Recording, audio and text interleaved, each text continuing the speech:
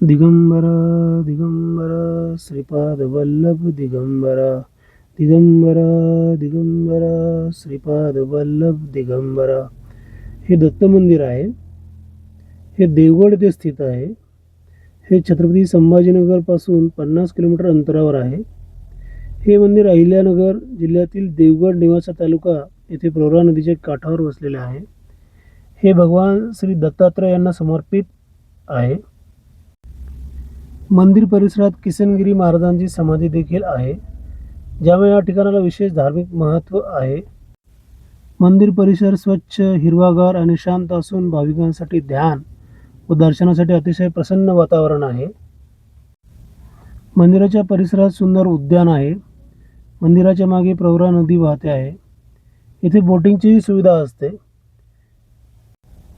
या मंदिराला भूनंदनवन असेही संबोधले जाते. या पवित्र स्थानाची आणखीन काही माहिती बघू. या क्षेत्राचा कायापालट आणि मंदिराची स्थापना परमपूज्य समर्थ सद्गुरू किसनगिरी बाबा महाराज यांनी केली आहे. त्यांच्या पश्चात परमपूज्य भास्करगिरी महाराज यांच्या मार्गदर्शनाखाली या मंदिराचा आणि परिसराचा अत्यंत शिस्तबद्ध आणि विलोभनीय विकास झाला आहे. हे मंदिर प्रवरा नदीच्या काठावर एका छोट्याशा टेकडीवर वसलेले आहे. मंदिराच्या आजूबाजूला असलेली हिरवळ, शांतता आणि नदीचा किनारा यामुळे इथे येणाऱ्या भक्ताला अद्भुत मानसिक शांती मिळते. येथील भोजनालय अतिशय स्वच्छ आणि शिस्तबद्ध आहे. मंदिर परिसरात एक मोठी आणि आधुनिक अशी गोशाळा सुद्धा चालू जाते, जिथे शेकडो गायींचे संगोपन केले जाते. संपूर्ण मंदिर परिसर स्वच्छ आणि सुंदर असा आहे. श्री क्षेत्र देवगड दत्त मंदिर हे अत्यंत पवित्र, सुंदर आणि जागृत देवस्थान आहे.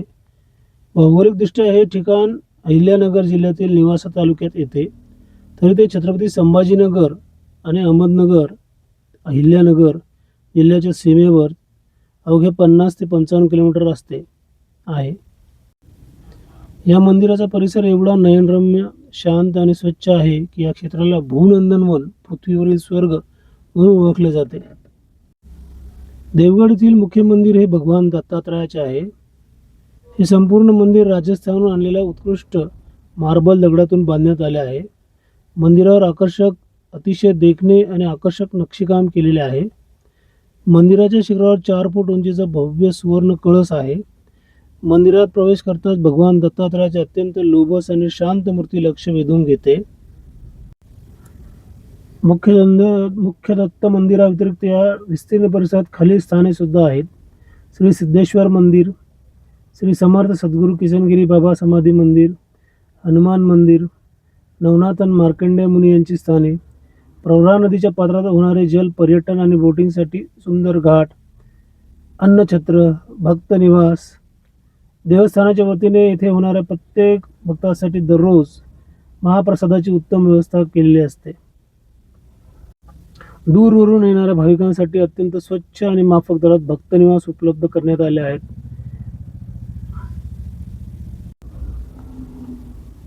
या नदीचं पात्र अत्यंत मोठं आणि पावसाळ्यात इथे भरपूर प्रचंड पाणी असते, त्यामुळे अत्यंत सावधानता बाळगणे आवश्यक आहे.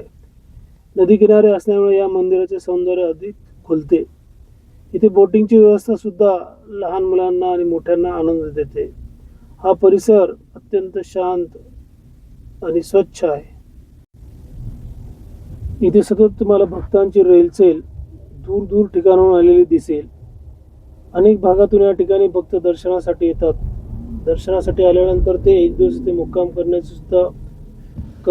सुद्धा करतात. फक्त महाराष्ट्रातून नाही तर महाराष्ट्राच्या बाहेरून सुद्धा या ठिकाणी भक्त येतात.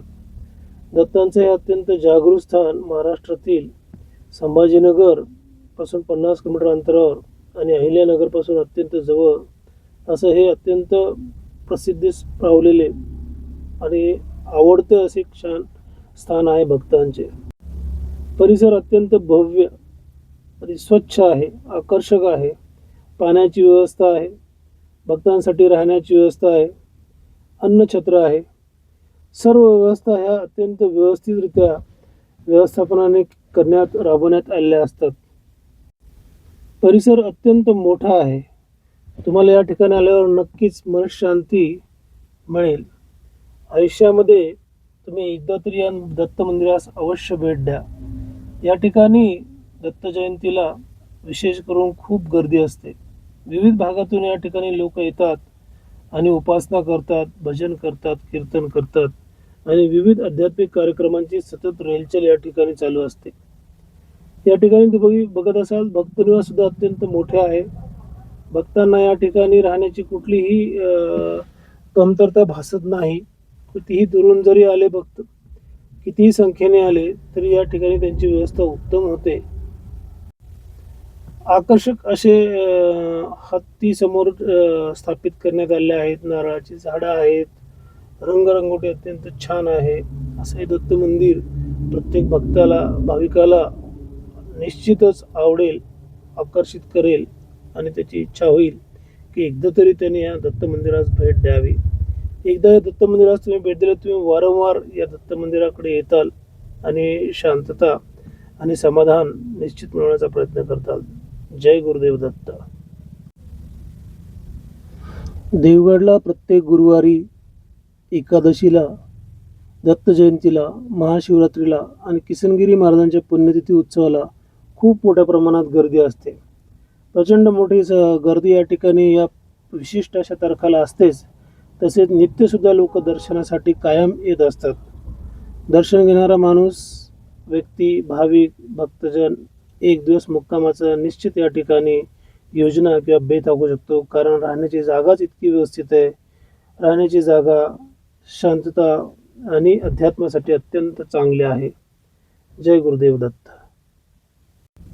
अत्यंत सर्वांग सुंदर प्रसन्न दत्तमूर्ती हेच येथील प्रमुख आकर्षण आहे. हे अत्यंत जागृत असे मंदिर आहे. संपूर्ण मंदिर परिसरच अत्यंत मंगल व पवित्र स्पंदनाने भारावलेला आहे. मार्गशीर्ष पौर्णिमेला आपण सर्व दत्त जयंती साजरी करतो. दत्तांचे प्रसिद्ध क्षेत्र जे आहे ते गांगापूर, नरसिंहवाडी, औदुंबर, पिठापुरम हे आहेत.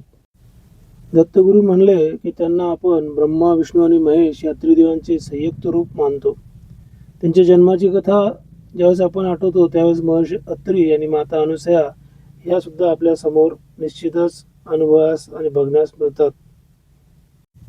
दत्तगुरू म्हणले की आपल्याला गाय, तसेच कुत्रे आणि कामधेनूचं प्रतीक असलेले गाय सतत त्यांच्या आजूबाजूला असते. इथे सुद्धा या मंदिरामध्ये गायीची अत्यंत आकर्षक मूर्ती दत्तात्रयांच्या समोर आहे.